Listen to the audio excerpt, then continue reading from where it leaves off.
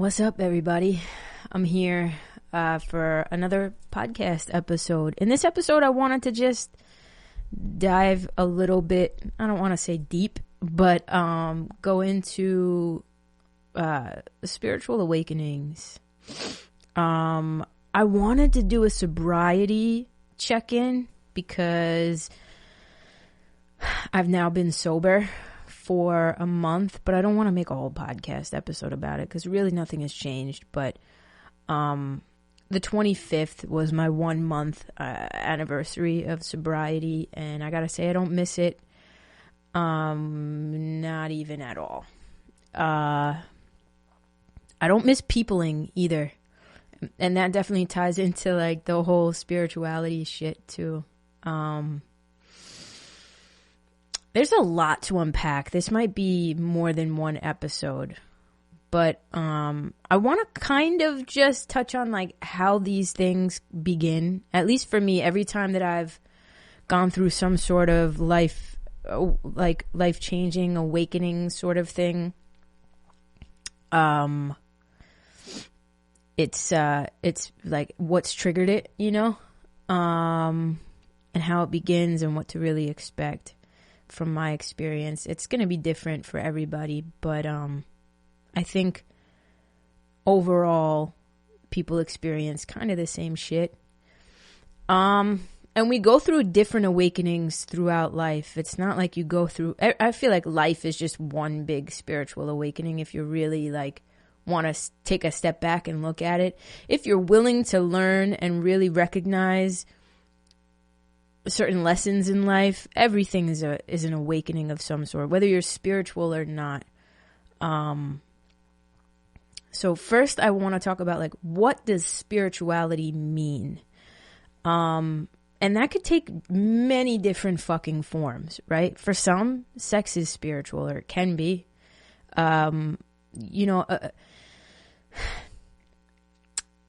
Spirituality doesn't necessarily, you can be like an atheistic, like you could be an atheist into spiritual practices, but not believe in the esoteric factors that come into play. I don't really fall under that category. I do feel as though I'm a little skeptical, but I'm starting to open myself up, because certain things have happened that are just not coincidence. But what is spirituality? It's my God, how do you even define it? For me, my own definition of spirituality is really taking on anything that helps or aids in the healing of your mental, physical, or emotional body, right? You don't have to necessarily believe that we're bodies that inhabit spirits or souls. I personally do believe that, and I'm starting to really believe it even more with certain connections with people that I have and lacks of connections that I have with people. When you meet somebody that you vibe with, you just know that like you knew them before, or you know that your souls are connected in some sort of way, whether that's with a friend or beyond friendship. Spirituality to me is an understanding of the oneness of humanity and any being on this planet. We all come from one source, and you could trace this back to biblical texts, whatever you believe in. We are made in the image of God. Well, what is God? It all depends on what your definition of God is. Again, for me, it's just the energy of all things. It's the source of all things. God is the umbrella term, consciousness, whatever the fuck you want to call it. It's not a real being that sits up among the clouds, to me at least, and points fingers at everybody that, is on earth. We we are having God experiences. That's what I believe. We are bodies inhabited by souls, and spirits incarnated into this physical plane to have certain life experiences that we may or may not have agreed to before we came here. I don't know. I don't know if we necessarily agree before we come here to have certain experiences. So what is a spiritual awakening then? That was that was all over the place, and I apologize. I don't know if any of y'all followed along with that. But if you believe that God is the source of everything, put a man's face on God if you really want to. But God is just an entity, a being. It has no face. It has no gender. It has no anything, no judgment. It just is. We are the ones that add judgment and add meaning to certain things because we live on this plane, right? But we have that same source within us, which is why we are able to manifest. It's why we're able to,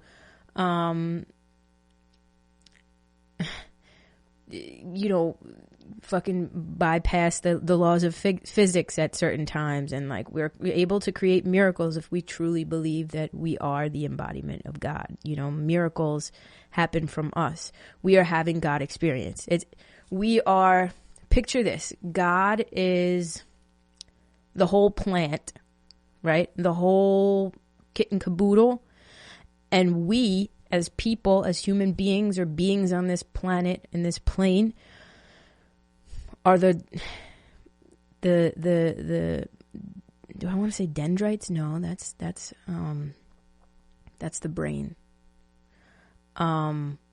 Okay, you could even use that example. God is the brain, the whole brain, and the dendrites are us branching out into individual little pieces of communication, and we take from the brain. Without the brain, there would be no dendrite. Does that make sense to anybody? That's the best way that I can articulate it. I will try my hardest to articulate it in a better way, maybe in another podcast. But for the sake of this fucking video not being 7 hours long, we are the extensions of God. And God is the source of all things. This water bottle that sits in front of me, the person who created the water bottle, God, those things came from God. And that's that. Okay? So, where was I? I have no idea. So what is a spiritual awakening then? A spiritual awakening is basically simply waking up to this fact, waking up to this idea that there's more to life than going to, not even, there's just so much. It's waking up to the fact that we are more than flesh and blood. And for some reason we have to wake up to it. For some reason we're not born here knowing it. Some of us are. Some of us remember it. I feel like at a young age, I definitely knew it. And then I kind of closed myself off to certain things. Became a crazy skeptic. And it was always in the darkest of times. Like normally when I was going through a breakup or a heartbreak, that I would be propelled back into all of this shit. And you find that on a global level too, like there's statistics that say interests in spirituality peak in the wake of pandemics.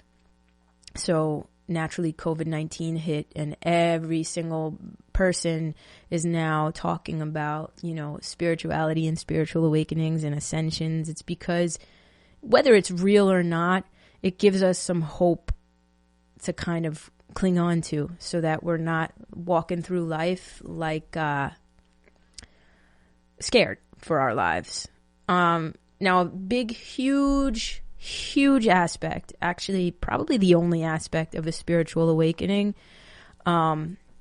is getting control of the ego.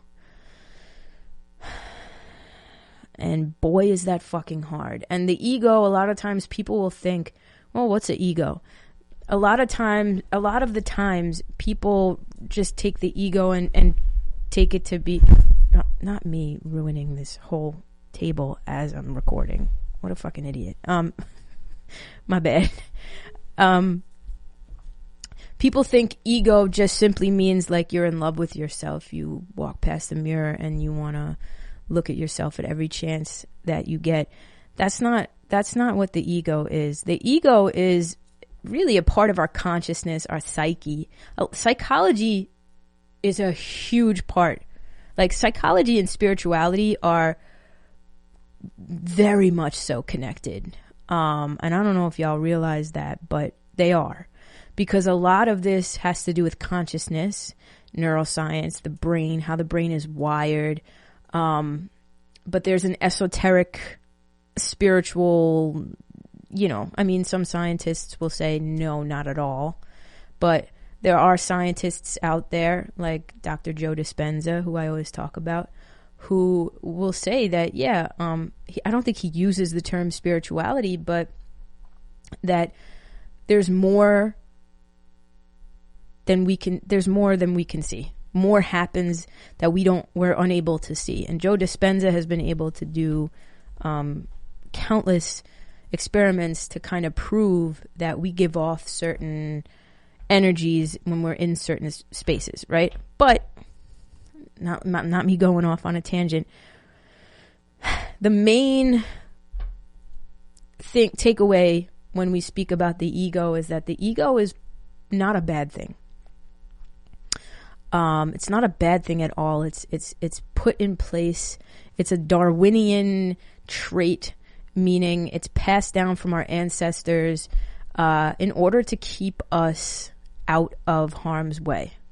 But when we were fucking Neanderthals, we needed to literally live with our ego in place, like our fight or flight, because we'd be out here searching for food, and there'd be a woolly mammoth or whatever chasing after us, and we'd have to,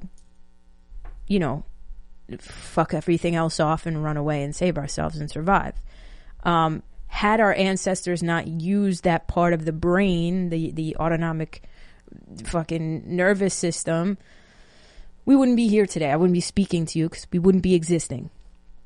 So the ego plays a part in our existence, but as we evolve as human beings, we really need the ego less and less because we're in less danger.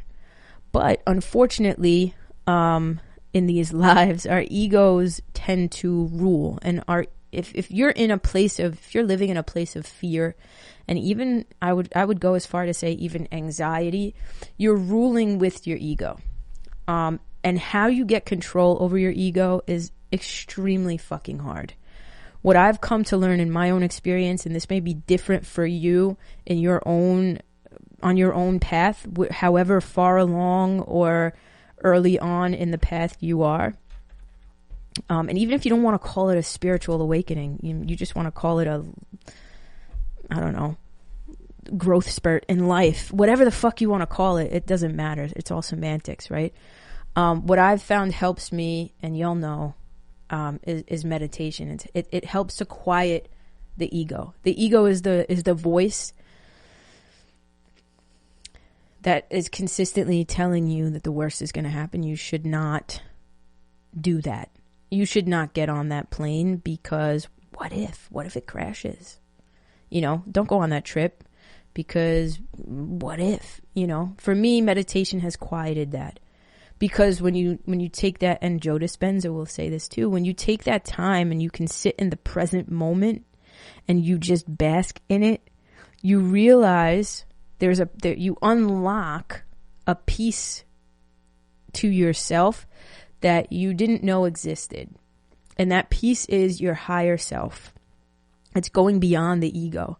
It's going beyond that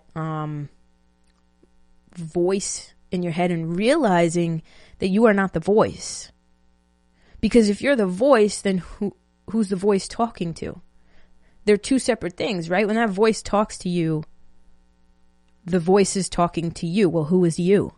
Well, you are Tori Franco. Well, no, because that's just the name that my parents gave me. So I am not my name. Okay, well, you're a lesbian on TikTok. No, because at any point I could choose to go become a fucking software engineer, and I could, you know, I don't know, change well, you can't change your sexuality, but still, it's not who you are, is what I'm trying to say, right? Well, you're the sister and, you know, the sister to Dina and Gianna and daughter to Deb. Okay, but that doesn't make me who I am, because God forbid my mother passes away. Do I cease to exist if she does? No. Okay, so her existence is not predetermined by mine, and vice versa. So who am I? When you strip it down, and this gets a little philosophical, but it's truth. When you strip it down, you are the awareness. Period. I am aware of the thoughts in my head, which means I am not the thoughts in my head if I can be aware of them. I am aware of this body, which means that I am not my body because I can be aware of it. My awareness is separate from that I am being aware of, right? Going down a rabbit hole here. That is the higher self. The higher self is the awareness. And when you realize during a spiritual awakening, or whatever the fuck you want to call it, that you are separate from that voice, but also connected to every single fucking thing, animal, person on this planet, it's a little fucking crazy, because it's like realizing you have this power that you never realized you had. And the power is your connection to all that is and ever will be. Your connection to every single person who has passed on in your life before you. All of your ancestors, you have access to those people, those entities, even now. It's knowing that you always had access to them. It's tapping into that access, right? So what happens? Like, what really happens during a spiritual awakening? It's not linear. It's not. A lot of people try to make it this linear thing. Well, the first step is this, and the second step, it's not. It's not at all. You go through the ups and the fucking downs. You spiral out of goddamn control. The universe spits you up, chews you up, and spits you out. And you literally have to look at yourself laying on the fucking floor, and play a game of 1,000 piece puzzle and put yourself back together. With the knowledge, mind you, that throughout your life, it's going to happen over and over and over again. Like, imagine putting this 1,000 piece puzzle together, knowing that once you get this last piece in place, the universe is gonna at some point say, okay, now it's time to scramble it the fuck up, and it's gonna do it all over again. It's that knowledge, and it's not being frustrated by that. It's understanding that that's what needs to happen in order for you to learn and grow and truly become your best self, right? And some of us are playing with 500 piece puzzles. Some of us are playing with 1,000 piece puzzles. Some of us can, start off with 500 piece puzzles and end up with 10 piece puzzles. And, it just becomes that much easier to put the pieces back together. You know what I'm saying? But the idea is it's not linear. It's not a linear experience. And it's not something that ever stops. You can feel the ascension. You can feel the sensitivities. Like, for instance, with my own experience, this is why I'm sober, is because, and why I really cut down severely on my caffeine intake is because your body becomes, it's crazy what happens. Your body becomes more sensitive. Not only do you become emotionally more sensitive and more open because you're essentially living with an open heart chakra, right? You know, and for those of you who aren't into the chakras, there are 7. You have the root, the sacral, the solar plexus, the heart, the throat, the third eye, and the crown. Those are your main chakras. There are so many more, but those are the ones, right? Your heart chakra is basically your connection. I mean, your crown is your connection to source and universe, right? When you open that, you're fully tapped into the fucking metaverse, let's say. But your heart is your connection to everything in the 3D. And so when you're spiritually awakening, and you're realizing all of these things, your chakras obviously start opening, and you start being more aware of which ones are open and which ones are closed, which ones need more work, right? But your heart center is basically where we should be living at all fucking times. We should be living within that heart space, right? Like always leading with love. It's that simple.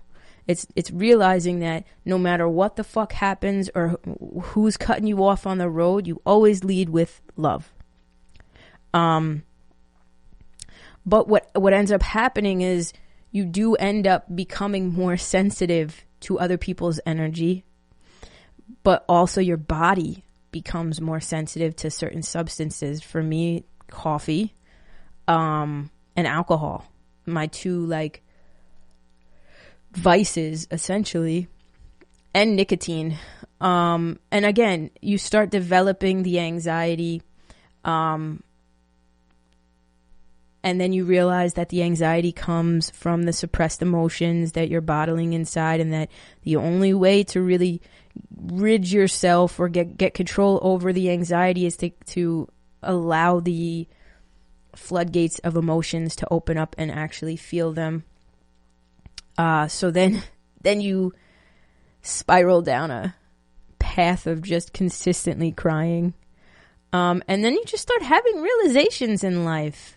There are a lot of things that happen that are similar throughout, right? It's not linear, but it's the realizations that the things, when we think of things that no longer serve us, we think of like, this person's taking advantage of me and this is bad for me. It's not just that. For me right now, I'm in a place where I'm not dealing with things that no longer serve me, in the sense that, like, if it is not benefiting my growth in any way, shape, or form, if it's not making me money, if it's not making me laugh, if it is not making me money, and if it's not making me money, and if it's not helping me on my spiritual journey in any way, if it's not feeding my soul in any single solitary way, if there is no net gain from this activity, it's a no from me, dog. And that's why I stopped drinking, because there is no net gain for me, for anybody really, when it comes to drinking. What's the gain? It's just another mask we put on, you know. I'm not against drinking. I'll eventually incorporate it back into my life, but I want like at least a year of it, not needing it, not wanting it. And that's where I'm at. It's like, it's the fucking devil to me right now, because I know what it's done to me. But that's just one of the symptoms, is like it's that sensitivity to that physical sensitivity, but also the emotional sensitivity. Not to say you're fucking crying all the time, but emotional sensitivity and intuitive sensitivity, in the sense that I could feel when a full moon is coming. Whether I know it's coming or not, the full moons actually affect me, and you're just more and whether they affected me the same way prior to or not, now you're aware of it. And it's this heightened awareness of all of the things that go on around you, and it can be scary and anxiety inducing, which is where meditation comes in for me, because sometimes it's like you're opening the dam of information and things start flooding in and you're like, whoa, holy shit, and it becomes overwhelming. Think of yourself as like a computer. If you're just downloading this really, really ginormous file with all of this information, it can overwhelm the computer. Well, you can be overwhelmed. And so it can be definitely overwhelming at times, 100%, where you kind of just have to check your shit. Because you go down fucking rabbit holes of thinking. Like I've kind of, you know, I got control over it now, but woof, I was losing it there for a second. Or at least I felt like I was. So that's one thing that happens, right? It's not fun. It's not glamorous. People are, you know, TikTok, it's like a trending topic, YouTube.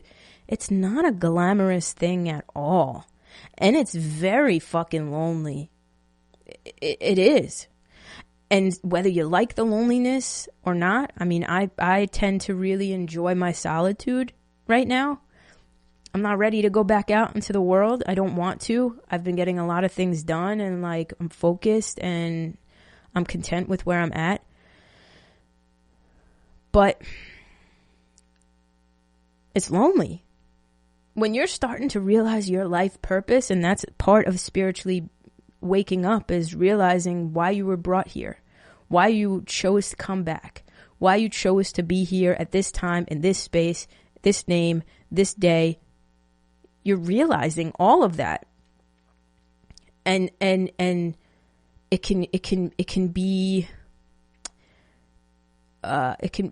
as extreme as digging up the roots of what was already planted, because you're realizing the fucking plant you planted, it's not the right plant. So now you got to dig it all back the fuck up, and it looks like chaos and it feels like chaos, but you know at the end of the road is the right plant being planted, if that makes any fucking sense. Okay? Some of y'all may be listening or watching like, is this bitch okay? I promise I'm okay. But that's what ties into this. There's so fucking much, right?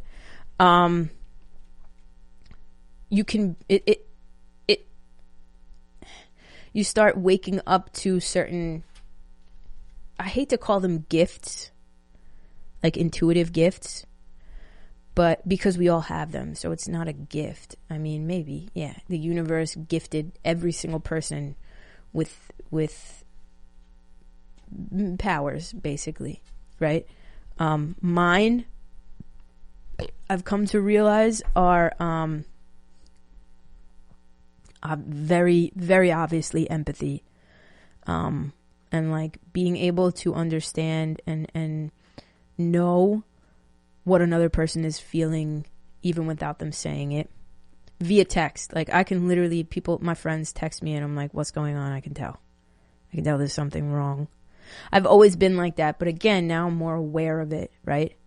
And also a little bit, I mean, some weird shit has happened, right? But a little bit of clairvoyance. I can't force it though. That's the thing. Eventually I'll get there, like when I become a more seasoned meditator. But I have most definitely channeled, in the wake of my spiritual awakening, dead people.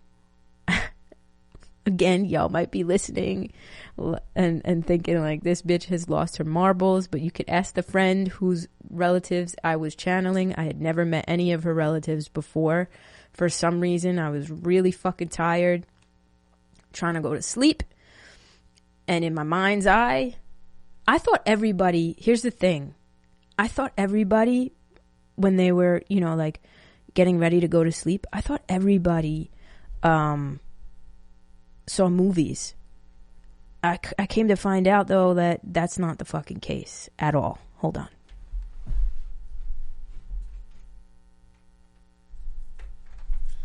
Not the fucking case at all. Not everybody sees movies when they close their eyes at night and they're really fucking tired. That was just, you know, I mean, that's been happening to me since I'm a kid, but like, I've seen the weirdest shit. I've seen me kissing women. I've seen like women that I will be kissing in the future. It sounds fucking crazy. I've seen my friend kissing a girl the night that my friend kissed a girl for the first time. I saw it before I went to sleep. Next day I spoke to her and I was like, you and so kissed, right? And she looked at me and like, what? How?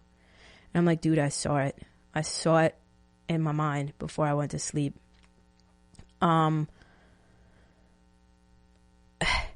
It's just weird shit that can't be explained starts happening, basically, is what I'm trying to say.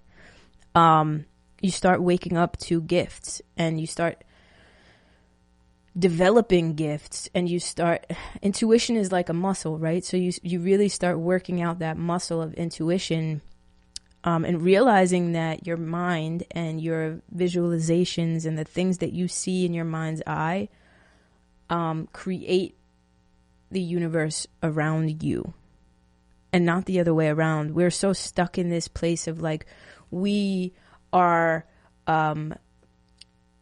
victim to our outside reality, but the reality is that our reality falls victim to us.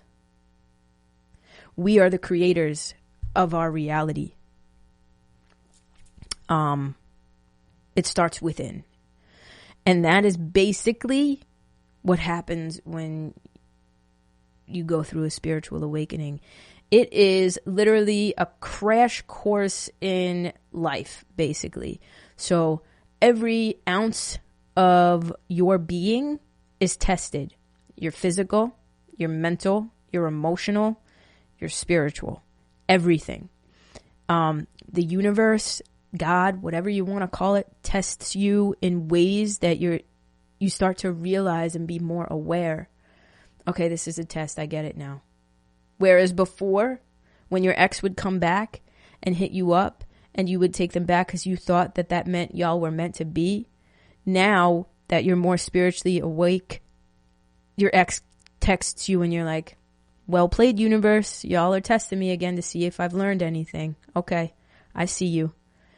You know, it's a work in fucking progress, but I gotta tell you, once you wake up, and this is a gift and a curse in and of itself, is once you wake up to these things, you never go back to sleep, which is scary, because sometimes it's a little bit easier to live in the ignorance. Anybody who's gone through any sort of spiritual awakening can tell you that. And I feel like there are different levels to it, right? You go through your first spiritual awakening probably after your Saturn return, which is around 27 years old. You have the universe is like, okay, here's your ass. I'm going to hand it to you. Around that time, around that age, I mean, for some it's earlier, but really around that age is when like you experience the first bout of it. And then from there, all hell breaks loose. I'm going to have other people, I swear to God, I promise, I'm going to have other people on. But really your interests shift as well. You know, I had an awakening moment, like I said, and it all goes back to me. It all goes back to drinking and partying and socializing. I spent a lot of my time doing that. And never have I had the mindset that like, this isn't serving me anymore. This doesn't do anything for me. This isn't putting me where I want to. This isn't giving me what I want out of life, right? If I have goals that I want to reach, income goals, business goals, drinking my face off every weekend is not helping me out in that, in those endeavors. So if I want to grow as a human being on the 3D plane, I have to prioritize myself, and I have to put my goals priority over seeing people. It's learning being spiritually awake is learning to sacrifice. for the things that you want. It's not this living with the glass. I mean, yes, the glass needs to consistently be half full at all times. You have to look at it that way and be grateful and practice gratitude and optimism. But it's also realizing the shadow side of it, that you also have to allow your triggers and traumas to come up and feel them and understand why you have become the adult that you've become, right? But it's also the understanding that life isn't roses and butterflies, that you can't just think something into existence without putting action and work into it, right? So, and sometimes you can, right? Sometimes you can. Sometimes you unlock the keys to certain things and you go viral, or it falls into your lap. Most of the time it feels as though it does, but it doesn't come without some work on the back end. Period, point blank. Whether that's emotional work or physical, right? Like even me, I feel like I kind of stepped into TikTok notoriety because of COVID-19. There was nothing I did, wasn't anything I really worked hard at. It just kind of was given. The universe said, here you go. Here's a decent platform. Now, what are you going to do with it? Now I'm working, right? Now I'm working towards certain goals and things like that I want to achieve. But the initial whatever didn't take work. It's like if you meet the love of your life, yeah, that love of your life probably fell into your lap, like you just met them by happenstance, like maybe through a friend, or maybe like just out one night, you see them and they see you and y'all lock eyes, whatever, they kind of fell into your lap. Then you start dating them, and that's when the real work happens. So part of a spiritual awakening is understanding that there's real work to be done, that it's not living in this bubble of positivity all the time. It's really not. If you are born with a veil over your eyes, a spiritual awakening is the veil being lifted and you realizing that nothing in this world fucking matters. Down to our money. Like, it's man fucking made. And it's put in place just literally as like placeholders for nothing now at this point. You know, like money used to be placeholders for gold. Now it's not even that. It's literally nothing. The things that we put on pedestals are put there because we give meaning to certain things. Even words, you start looking at words and you're like, yeah, okay, we give that word meaning. But without the meaning that we give it, it would mean nothing. It's just a bunch of letters put together. You know what I mean? It's this realizing.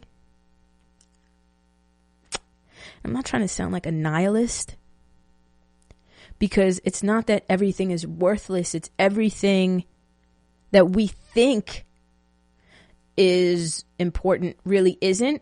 And what's really important is our purpose and our connection to each other and the world around us and the love that we exude. That's probably the most important thing. It's realizing the duality in life, the evil and the good, the up and the down, as within, so below, like whatever it is. It's realizing that all of these mundane things, the material things in life, mean nothing. That's what I mean. Your job means fucking nothing. It really doesn't mean anything. And you mean, no offense, you mean nothing to your job. You could be replaced in 3 seconds. You die tomorrow, they're getting somebody else in a month. You know what I mean? Like, it's going to take them a month to replace you. So realizing these things puts things into perspective, and that's part of a spiritual awakening. And this is going to change. That's the beauty of this, is that in a year from now, I'm going to look back on this video and be like, wait, I have things to add and I have things to take away. And that's also part of the spiritual awakening, is realizing that nothing is set in stone, and that everything has an evolution to it. So at this stage in where I'm at, this is where what I feel to be true about spiritual awakenings, right?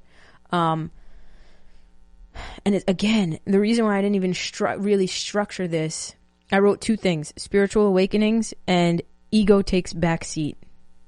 That's literally what I wrote on a notepad in front of me. The reason why I didn't structure this is because, in my humble opinion, you can't. People try to. There are ascension symptoms, like ascension sickness symptoms or whatever, right?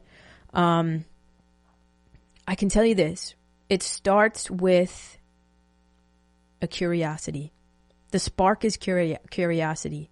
You start hearing more about certain things. Just, you're walking down the street, you hear a spiritual term that piques your interest, and you're just like, nah, whatever.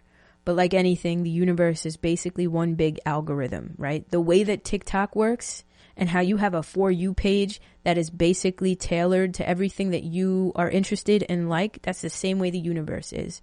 So whatever you think about is basically your scrolling feature. Your thoughts are your scrolling feature, right? So the thoughts that are predominant in your brain, like let's say it's fucking cooking or whatever, right? Whatever it is, you're going to see more of that in your waking world. You're going to walk down the street and hear a random conversation about some crazy vegan recipe because all of a sudden now you're thinking a lot about going vegan, right? So what happens is the idea is sparked in your thought process. You start thinking about it over and over again. Here and there, actually, not even over and over again yet. You're not even at the obsessive stage. Here and there, it just pops into your head and you start seeing it more on your TikTok algorithm. You hear more conversations about it. And the more you hear about it, the more you're like, okay, I want to learn about it. So you start Googling shit. You start looking up books to read. You start watching YouTube videos. You start learning up on certain things. And then you're like, okay, well, it's not enough to just learn the shit and read a book about it, because you could read a book about anything, but you don't know what that thing is. Like, I could read a book about tarot, and I've read so many, but I don't know how to do tarot until I get my hands on the fucking cards and actually start dishing them out and doing readings, right? So then you start to realize, then you get to that level where you're like, okay, these are all interesting topics to me. Now let me put it into practice. How do I put that into practice? Okay, let me start meditating. Maybe that'll help me get more in touch with myself or my higher self or my fucking guides or whatever it is I fucking believe in at this point in the game, right? Let me start meditating and see what happens. Then you start meditating. You open yourself up. You become more sensitive to things. But you notice your anxiety dissipates because you are more in touch with your higher self, and you do have more control. And not only on a spiritual level, but on a fucking scientific level, your brain is being rewired, and so your brain is somehow connected to your consciousness. Scientists don't exactly know how, but now you're realizing that the neurons or the wires in your brain that are wired to give you, to spark anxiety within your nervous system, they're just not firing anymore because now you're like at peace with certain things. So it's literally layers. It's like layers of a cake, and they're not separate. Your physical, your emotional, your mental, and your spiritual, they're not separate. You take one layer out of that cake and you have a very big missing piece to the cake. They are all interconnected. It's that realizing that everything is interconnected, that every part of us is interconnected, that my physical affects my mental affects my emotional affects my spiritual, and my spiritual wraps back around and affects my physical, and it's a fucking cycle. So you start learning not only about the spiritual shit, you start learning about the fucking mental, emotional, and physical stuff. You start realizing that the things that you do to your body physically affect you in the other ways. So what do? You start, it could even start that way. You start physically treating yourself better by eating better and working out and doing those things. You start mentally and emotionally and spiritually treating yourself better by meditating. You start going on walks and grounding yourself. It's just literally that simple. It's getting there, though. That isn't always. Because a lot of the times these things are triggered by events in our life that, like, heartbreaks. So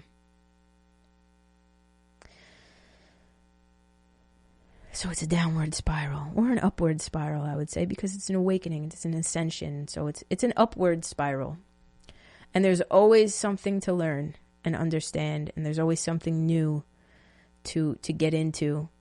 Whether you're into the occult or just New Age spirituality, there's so many different things to learn. It's ridiculous. So listen, if you've listened up to this point, I think I'm done rambling at this point, but if you've listened up to this point, let me know in the comments, like, what interests you? What about these subjects interest you? And I would love to, even if I don't know about it, I'd love to do some research on it. Y'all know I love to learn new things, and talk about it, or at least have somebody who does. I have people. There's a human design. There's a topic called human design, and I'm very intrigued and interested in it. I have a book upstairs that I will be reading. But I feel like the book won't even touch, like, only touches the surface. So I definitely want to have somebody who knows what the fuck they're talking about on the podcast. But what interests you the most is my question. And what would you like to see be spoken about? There's so much. There is so much. Look out for, next week I have an episode with Brooklyn. I forget her last name. She's an entrepreneur on TikTok. She's on Instagram. Dope person. We will be sitting down for a chit chat next week. I don't know if we're going to get into spirituality or entrepreneurial shit or what, but look out for that. Stay tuned for that. I have definitely some people that I want to have on the podcast. It's time I have some conversations again. So look out for that. I love you guys very much. Thank you for sticking with me. I'll catch y'all on the flip. Peace out.